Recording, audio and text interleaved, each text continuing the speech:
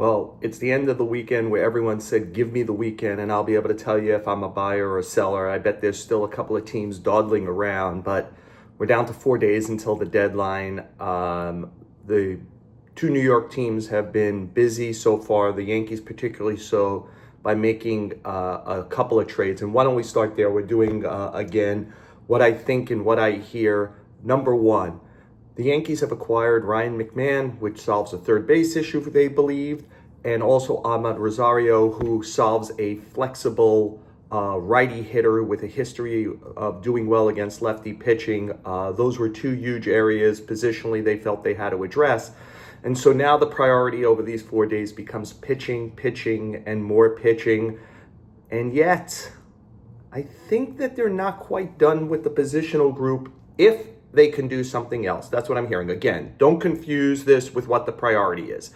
If the Yankees can get a starter and two relievers, preferably one, that would be key for them right now. But I point you to last year's Dodgers as perhaps a model of what the Yankees are trying to do here. And remember, that is a team that went on and won a championship.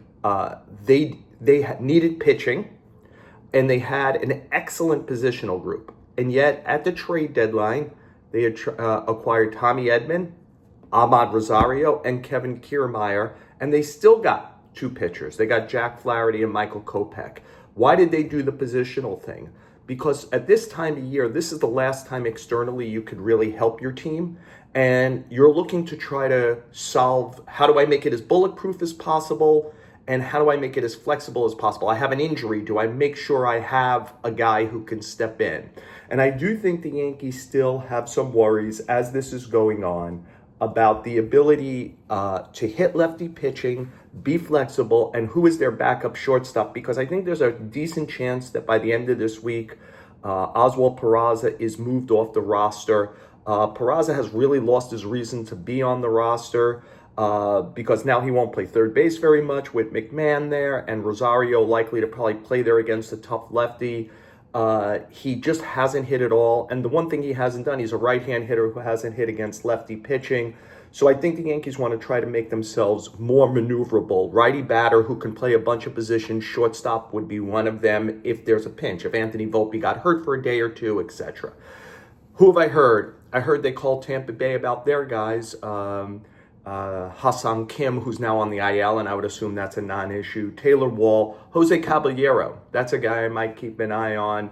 The Braves, though, are looking, their owner, Stu Sternberg, is almost certainly selling the team. This is a last hurrah year. I think they'd like to go for it. They're right on the edge of the wild card. They've played very poorly for an extended period. If they're going to trade anyone, keep an eye on Brandon Lau. There was a lot of talk about him last year. The Mets were in on him last year. I think the Mets are in on him again this year.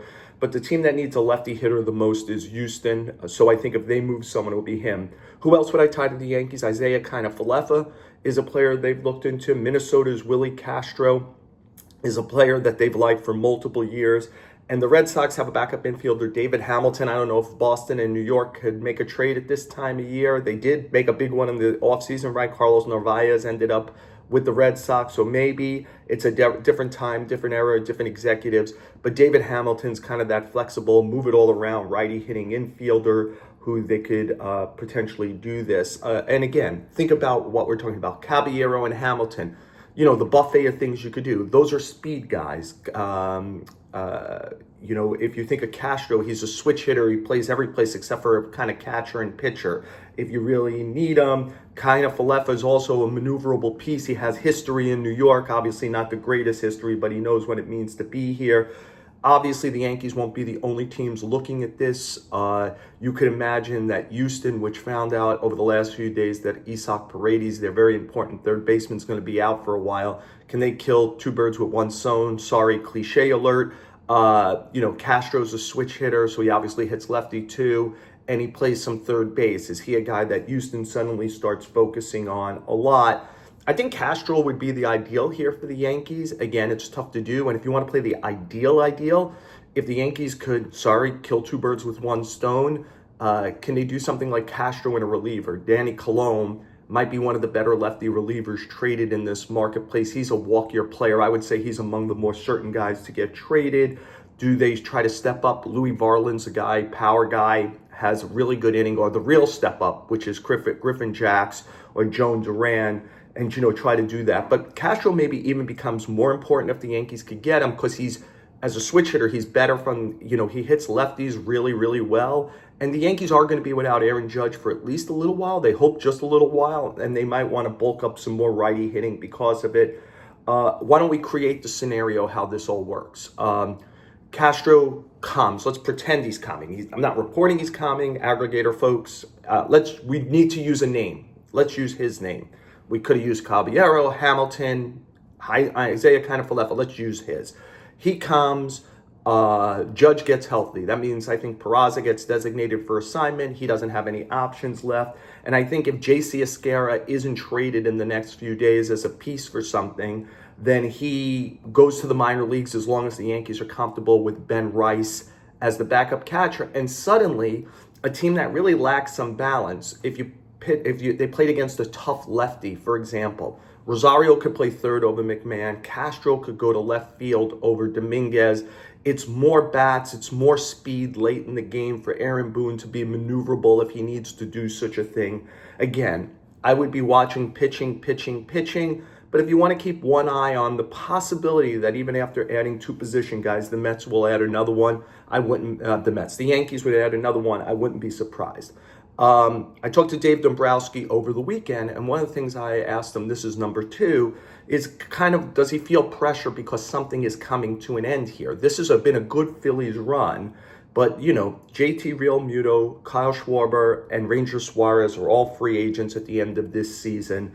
They have a lot of age in this group. 6 of the 8 guys who bat the most often are 32 or older. Zach Wheeler turned 35 in May. He's the ace. Aaron Nola's turned 32 in June. He's on the IL right now with an ankle injury. Obviously, they know they have a very aggressive owner in John Middleton. He could always just re-sign Realmuto and Schwarber. Dombrowski said, I don't think Harper and Wheeler and players like that are near the end just because they're 30-something. He thinks they're going to do it. And by the way, they had 6 prospects in the top 100 of Baseball America. Dombrowski pointed out one of them, Andrew Painter, could get called up at some point this year to maybe even help out of the bullpen if they had a rotation injury.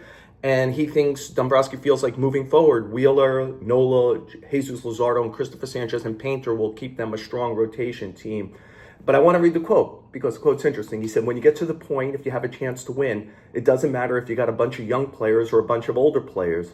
If you think you could win, you're trying to win this season. And we've already seen what they're willing to do. They're paying over $6 million the rest of the year for David Robertson. The Mets and Yankees were among the teams that watched some of his auditions. The Phillies were the team that beat everybody to a late inning reliever. Charlie Kerfeld, who's one of their most important scouts, was watching Robertson throwing these auditions and advised Dombrowski, he looks like a really good relief pitcher who's at about March 15th in spring training. So the Phillies sent him to the minor leagues for 2 weeks. They're hoping they're going to have him back on August 5th. They're hoping Jose Alvarado is back August 19th from his PED suspension. Keep in mind, though, he can't pitch in the postseason, but he would be able to help them potentially get to the postseason, maybe beat out the Mets for the NL East. And with all their problems, Dombrowski, with the bullpen, or perceived problems, Dombrowski pointed out they're 50-2 when they lead after 7 innings. I think it's the best mark in the major leagues. Still, they're looking for a reliever, an outfielder. Dave Dombrowski is historically aggressive, and they want to win this division for the 2nd straight year. Why don't we wrap it up with this? There's a lot of interest, obviously, in the Guardians and the Twins. Best of their bullpen. If those guys get out, they're going to be the best relievers traded. We're talking about Emmanuel Clase and Cade Smith from Cleveland. We're talking Griffin Jackson, John Duran from Minnesota. But opposing teams will tell you Cleveland is a difficult team to deal with this time, and difficult is pejorative. They're trying to do the best they can with the group they have, but that oftentimes teams perceive that Cleveland is fact-finding, what you think about their players and who you think you'd move. And then when there's a wider group to trade from and all these players have control, they make the trade in the offseason. By the way, Derek Falvey, who runs baseball operations for the Twins, He comes from the same tree, from that Cleveland tree. So there is this wonder, what are these teams going to do? If I was going to pick out one team that I think is going to trade multiple relievers, it would be the St. Louis Cardinals. I think even though they're a game over 500 and not far out of the wild card, 3.5 games as we talk, I think that they're going to move their 3 walkier relievers at minimum. That would be Ryan Helsley, the closer, Steven Matz, a lefty, Phil Maton, a righty. Maton's probably having his best season. He's striking out over 30%. Matz, in a market where there's not a lot of lefty pitching, he holds lefty hitters to a 188 average. And Helsley, while not having as good a season as the past 3 years, still has dominant stuff when you watch him pitch. And I'll throw in just this one little quirk thing. Oh, by the way, I think St. Louis will listen on everybody. There's lots of teams calling about Brendan Donovan. They're very maneuverable, excellent player. I feels like a hard deadline to trade that player. I think it's definitely the walkier relievers. Quirk alert to end here. John Mozeliak already knows this is his last year. Chaim Bloom, who's on the staff, is taking over. But everybody who calls the Cardinals says Mozeliak is making all decisions, including sell decisions. So that means he'll be acquiring players and making the decision, but the players on October 1st become Chaim Bloom's players, and yet he is not the decision maker on who they are acquiring. Just an interesting thing to think about here with a few days left till the deadline.